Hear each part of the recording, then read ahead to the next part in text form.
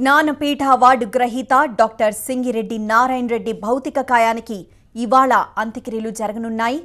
పుప్పాలగూడలోని ఆయన నివాసం నుంచి సీనారే పార్థివ దేహాన్ని బొగ్గులకుంటలోని సార్వత్రిక పరిషత్కు తరలిస్తున్నారు.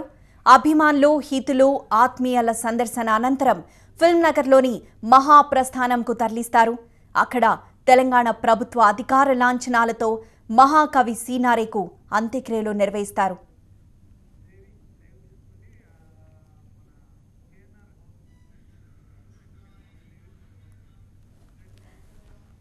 మరింత సమాచారం మా ప్రతినిధి దేవి అందిస్తారు. దేవి,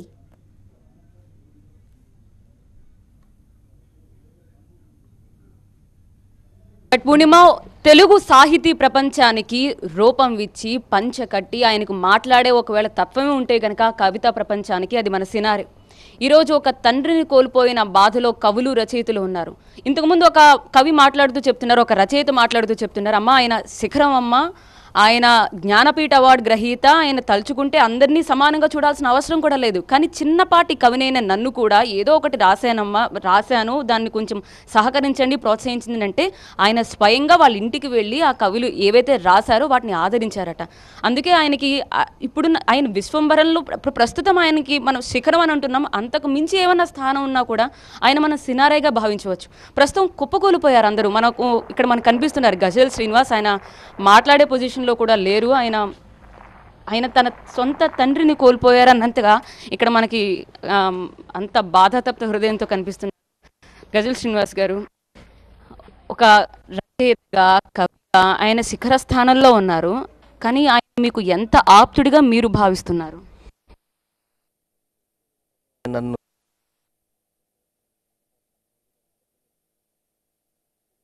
గజల్ శ్రీనివాస్ నా మానసపుత్రుడని 1993 అనౌన్స్ చేశాడు ఆయన. ఆ రోజు నుంచి మరి నన్ను ఎత్తుకున్నాడు, గుండెల మీద పెట్టుకున్నాడు. ఏం చేయలేదు నాకు, అన్నీ ఆయనే చేశాడు, అన్నీ ఆయనే నడిపించాడు. గజల్స్ నా శైలి కోసమే రాశాడు.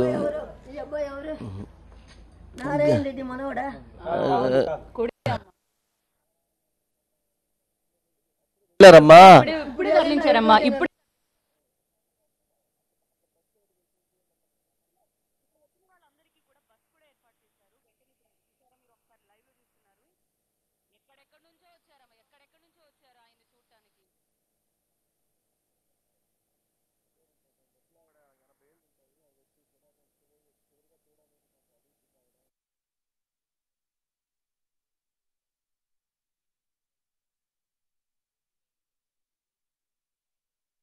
వచ్చిన తర్వాత అక్కడి నుంచి మహాప్రస్థానం తీసుకెళ్తారు. ఇప్పుడే నేను ఆయనకి గంగ అంటే చాలా ఇష్టం. ఆయన కోసం గంగా వాటర్ తెప్పించాను అనమాట అక్కడి నుంచి. సో వాళ్ళే పట్టుకొచ్చి ఇచ్చారు. నేను గంగమ్మ గారికి ఇచ్చి, అమ్మ ఆయనకి చాలా ఇష్టమైంది ఆ గంగ నీళ్ళు, అలాగే మానస సరోవర్ నీళ్ళు కూడా తీసుకొచ్చే పవిత్రమైనటువంటి జలాలు. తర్వాత బద్రీనాథ్ నుంచి, కేదార్నాథ్ నుంచి, హృషికేశ్ నుంచి, అమర్నాథ్ నుంచి గంగ నీళ్ళు తీసుకొచ్చాం. సో ఆయన పాటలు ఇప్పుడు తరం మారుతున్నది, స్వరం మారుతున్నది అని ఆయన ఎప్పుడో చెప్పారండి. కానీ మనం ఆయన భావతరం మాత్రం నిరంతరం గుర్తుంచుకునే విధంగా ఆయన రాసిన పాటలు మనకి ఇంకా అలాగే ఉన్నాయి. మీరు వెంటనే సినారే అనగానే మీరు వెంటనే ఏది బాగా గుర్తుపెట్టుకుంటారు? అఫ్కోర్స్ 1, 2 అయితే మీరు పాయింట్అవుట్ చేయడం కష్టమే, కానీ ఏం చెప్పదలుచుకున్నారు?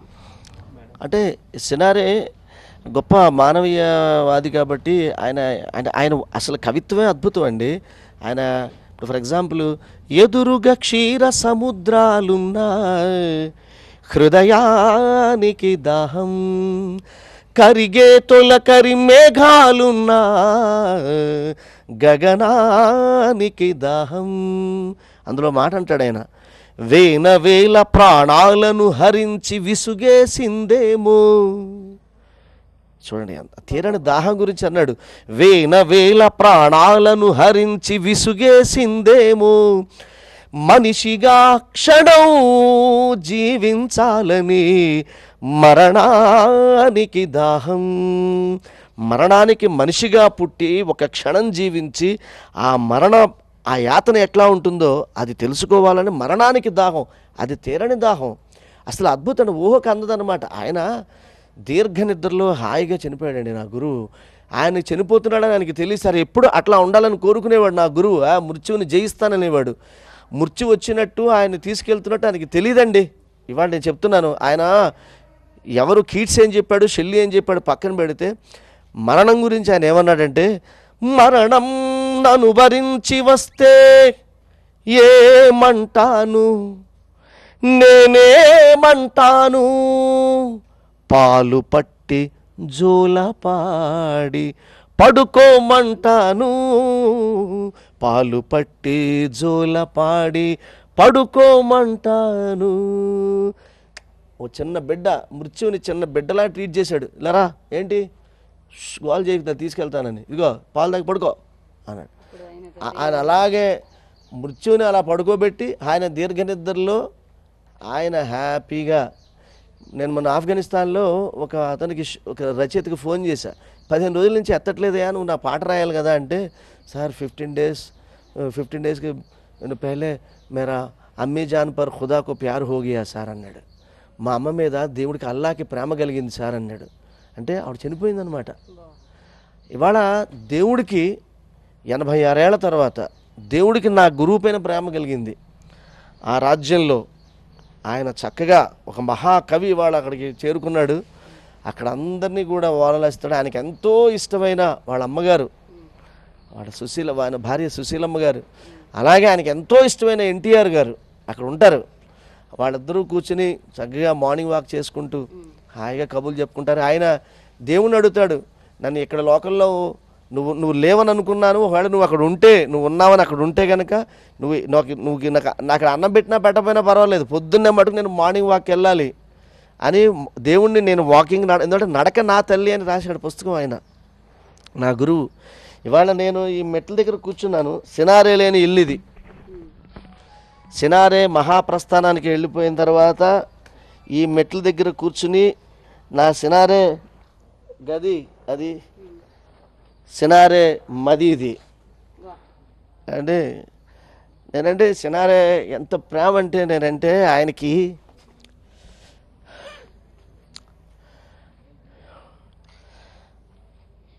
ఇప్పుడు ఇవాళంటే గజల్ శ్రీనివాస్ అండి. 1992లో కొంత ఎదిగాను, కానీ నాకు ఎవరు అప్పుడు ఉపయుక్తంగా లేరు అసలు. నేను ఫస్ట్ పరిచయంలో 7 ఏళ్ళు ఆయన ఎవరో తెలియకుండా ఆయన సాహిత్యమే దైవంగా భావించి, ఆయన దైవంగా భావించి బతికా. 1993లో నన్ను చూడడానికి వైజాగ్ స్టీల్ ప్లాంట్కి వచ్చి నా ప్రోగ్రాం పెట్టుకుని ఆయన నేను పాడుతుంటే వేదిక మీదకి వచ్చి నన్ను కౌగిలించుకుని నా గజల్ మానసపుత్రుడు అని అనౌన్స్ చేస్తే, నేను వస్తూ దారిలో ఫస్ట్ కలయిక కదా, మా ఇద్దరి పరిచయానికి విఘ్నం కలగకూడదు అని ఒక ప్లాస్టిక్ దాంట్లో వెండి బొమ్మ అండి, నేను 95 రూపాయలు పెట్టి 100 రూపాయలు పెట్టి కొన్నాను. అది తెచ్చి ఆయనకి ఇచ్చా. సార్ గురుగారు నా చిన్న గిఫ్ట్ సార్ ఇది అని ఇచ్చా. అన్నారు. అయిపోయింది. ఆ తర్వాత వారు పొద్దున్నే వైజాగ్ నుంచి వెళ్ళిపోయారు. నేను కూడా ఎయిర్పోర్ట్కి వెళ్ళాను. అయిపోయింది. 3 నెలల తర్వాత గురువుగారి ఇంటికి పిలిచారు. ఫిలిం నగర్కి వెళ్ళా. కిందనన్ని మెమెంటోలు, నేరం నాది కాదు ఆకలిది, నిప్పు లాంటి మనిషి, ఇవన్నీ మెమెంటోలు, కొన్ని వేలు సన్మాన పత్రాలు. నేను వాటి మధ్య నేను ఇచ్చిన ఆ చిన్ని వెండి బొమ్మ ఎక్కడుందని ఎత్తుక్కున్నా. అరే నేను ఇంత భక్తుడిని, నేను గుహుళ్ళు లాంటి వాడిని, ఆయన రాముళ్ళు అంటోడు, ఇదేంటి నేను ఇచ్చిన ఈ చిన్న గిఫ్ట్ పడేశాడా అని అనుకున్నా. ఈ లోపల గురుగారు రమ్మంటారని చెప్పి పైకి పిలిచారు. పైకి వెళ్ళి అక్కడ సోఫాలలో కూర్చున్న గురుగారు రూమ్లోంచి రావాలి. ఇట్లా చూస్తున్నా. అక్కడ పద్మభూషణ్, రష్యా అవార్డు, జ్ఞానపీఠ్, దాని పక్కన నా బొమ్మ ఉందండి. తెరిచింది.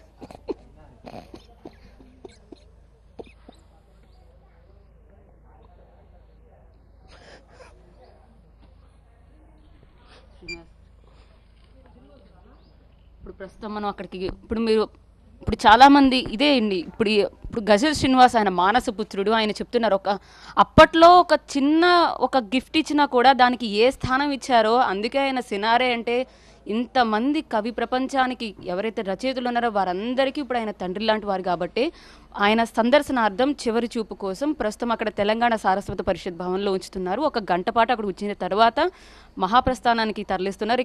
ఇప్పుడైనా మనం పార్థివ దేహంలో ఆయన్ని చూస్తున్నాం, మనం పార్థివ భౌతికాయంలో చూస్తున్నాం. తర్వాత ఆయన ఉండరు, ఆయన మనం భౌతికంగా చూడకపోవచ్చు, కానీ నిరంతరం ఆయన పాటల రూపంలో, కవి రూపంలో, రచయితల పరంగా ఆయన ఎప్పుడూ మన గుండెలో అలా చిరస్థాయిగా ఉండిపోయారు. Vote studio. ఊళ్ళందరూ తమ తండ్రిని కోల్పోయినంత భావంతో అక్కడ శోకసంద్రంలో మునిగిపోయారు.